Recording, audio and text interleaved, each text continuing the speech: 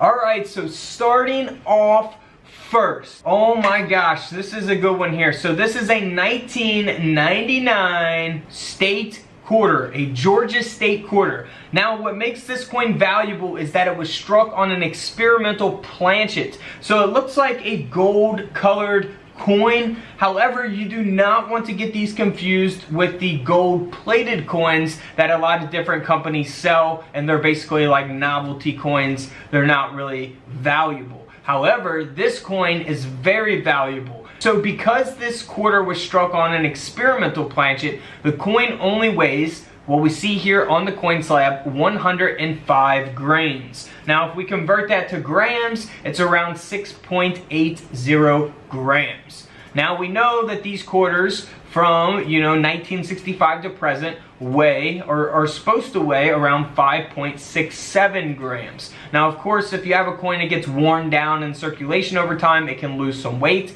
but this coin actually weighs more, so it weighs 6.8 grams in comparison to 5.67 grams.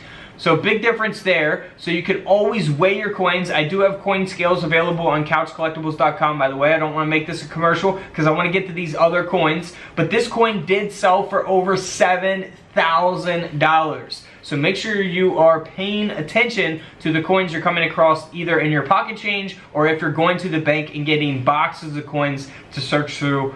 Make sure you're checking your coins. Now here is a 1995, what was supposed to be a 1995 dime, but it was muled with a 1995 Lincoln cent. So we see here on the front of the coin that 1995 Lincoln cent design. However, it looks like it's silver, and that's because we have it struck here, muled with a Roosevelt dime. So pretty awesome. We see a dime reverse and a Lincoln cent obverse. So penny on the front, dime on the back. Always be on the lookout for stuff like this because this is a super valuable coin. This mint era coin sold for over $57,000. Let me know in the comments below what you would do with over 50 grand. Now this next coin is something that you can always look for. Now the bank has tons of these coins. You can actually go to the bank and just say, hey, can I get some of those gold dollars or the presidential dollar or Sacagawea dollars? They probably have rolls of them. At least all my banks do. Now you can search for different types of errors. We'll look at a few different ones in this video. This is the year 2000 $1 coin, Sacagawea dollar. Now the coin has been double struck. So we can actually see the design of the reverse here on the front of the coin. You see the word United there at the bottom with the stars? And then if we go here to the top, you can see that on the word Liberty. You see the design there of the reverse coming through, and the eagle's feathers. You can see the lines of the eagle's feathers here going through the Native American here on the front of the coin. And then here on underneath the date, you can see that lettering of the reverse as well. Now if we go to the reverse of the coin, you can see the obverse design, the front design of the coin. The phrase or motto, "In God We Trust" here, and you can actually see the outline of the Native American, and you can actually see part of the date there, 2000, going through the eagle's wing. So very cool. Such a easy type of thing to look for. All you have to do is put it underneath a microscope or look at it with your eyes if you got good eyes, and see if you got a double struck Sacagawea dollar. I mean, this is pretty noticeable here, so pretty easy to catch something like this.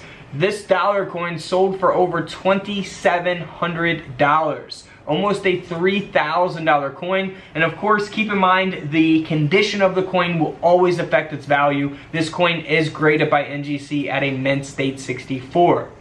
Now this next coin here is graded by PCGS at a mint state 65. Now this is really interesting and very cool. I've shown it in a previous video. A Lincoln cent design struck onto a 2000 New Hampshire state quarter. Now look at that. Is that not amazing or what? Could you imagine coming across something like this in a bankroll? I would go absolutely insane. Part of me would want to keep this coin for my collection if I found something like this, but a huge part of me would probably want to sell it because this coin sold for over $9,000. Oh my goodness, 9 grand.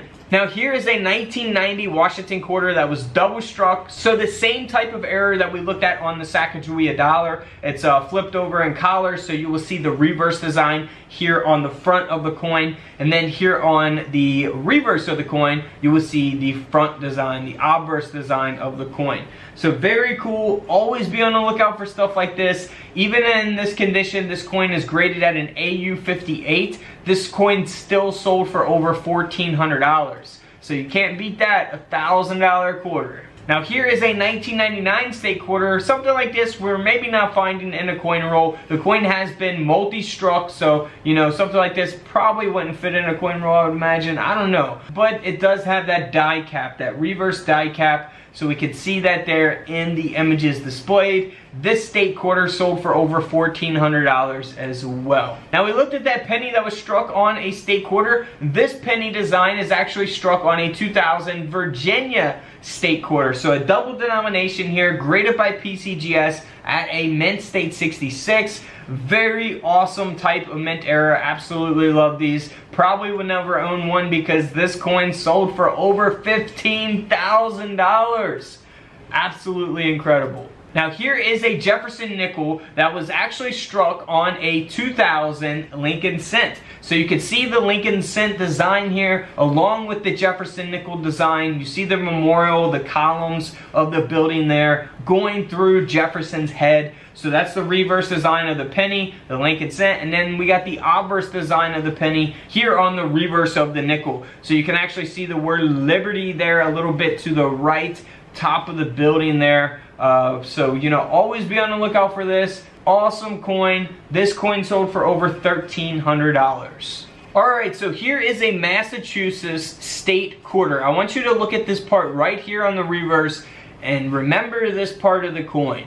Remember that part, alright? Now let's go to this coin here, a 2000 Sacagawea Dollar, or what was supposed to be a Sacagawea Dollar. However, the Sacagawea Dollar, which is supposed to look like this, we all know what Sacagawea Dollars look like. They have that gold coloration to it, right? Gold color to it. But if we look here closely, you can see the design of the Massachusetts state quarter there on the left side of this coin. And that's because this Sacagawea Dollar design was struck on the Massachusetts state quarter, so it's a double denomination. Now this is a very, very cool error coin. We see that here on the reverse as well. You will see the outline of Washington's head, the design there. You can even see his hair on the reverse, and you see this reverse design of the Sacagawea Dollar on top of the obverse of the Washington quarter, of the state quarter. So very awesome, man. This coin sold for over $8,000. Could you imagine finding that in a coin roll? Now here is another Sacagawea Dollar. What makes this valuable is, well, we have to remember this coin. You remember this coin? This is a Susan B. Anthony dollar coin. So for this coin here, we can see here on the coin planchet that it says struck on SBA $1 planchet. What SBA means is Susan B. Anthony $1 coin planchet, right? So this is a Sacagawea Dollar design that was struck on a Susan B. Anthony dollar coin planchet.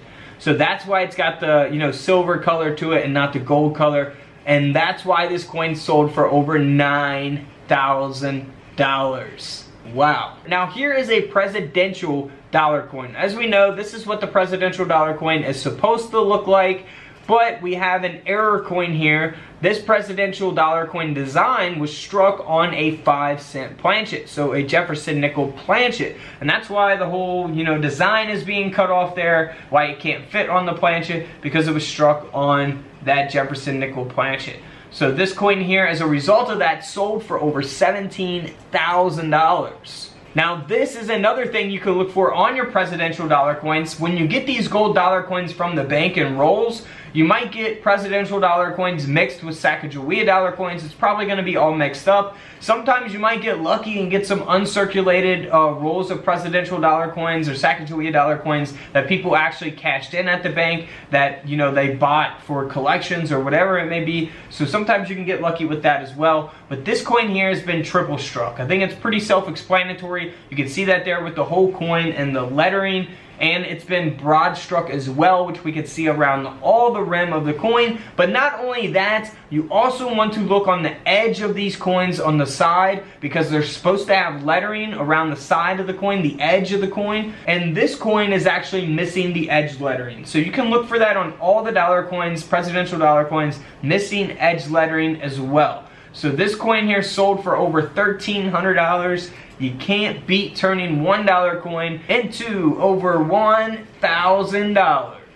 Hey guys, if you haven't already, be sure to check out couchcollectibles.com. Check out all the other videos here on the channel. I really appreciate your guys' support. So until tomorrow, I will see you guys in the comment section below. This is Couch Collectibles, and this is where I disappear.